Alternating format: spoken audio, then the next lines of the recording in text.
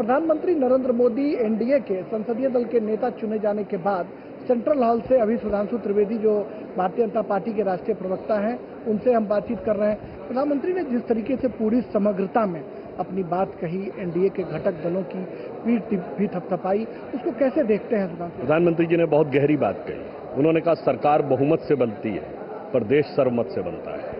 तो सभी को साथ में लेकर विकास की जो इबारत पिछले 10 साल में लिखी गई है उसे नई ऊंचाइयों तक पहुंचाने के लिए किस प्रकार से सहयोग करके, जैसे उन्होंने एक नई बात कही कि इंडस्ट्रियल रिवोल्यूशन थी, उस जमाने में हम गुलाम थे, आज हर चीज में ग्रीन का रिवोल्यूशन आ रहा है, ग्रीन टेक्नोलॉजी और ग्रीन, इसमें भारत को लीड लेनी है और उसमें कैसे हम लोग इस प्रकार की चीजों में आगे बढ़ेंगे। तो ऐसे उन्होंने बहुत सारे समग्र विषयों के ऊपर मार्गदर्शन दिया। विपक्ष जो कोशिश कर रहा था कि एनडीए के कुछ घटक दलों को हम तोड़ लें या अपने साथ ले आएं, लेकिन जिस तरीके से आज उन्होंने प्रधानमंत्री का समर्थन किया, इससे लगता है कि उनके मुंह बिल्कुल वो निराधार और अनर्गल प्रलाप था विपक्ष का।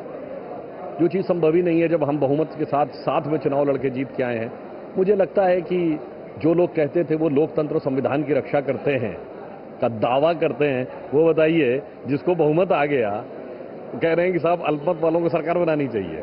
तो ये मुझे लगता है प्रधानमंत्री जी ने और भी कई बातें कही। विपक्ष की नकारात्मक सोच, उनका आधार था भ्रम और भय, हमारा आधार था विकास और विश्वास। विपक्ष का आधार था भ्रम और भ्रम फैलाना और हमारा आधार विश्वास है। और प्रधानमंत्री जी ने जिस तरीके से तमाम घटक दलों के नेताओं की पीठ थपथपाई या फिर जो नई बातें उन्होंने कही उसकी जरूर सराहना की जानी चाहिए, ये सुधांशु त्रिवेदी कह रहे हैं।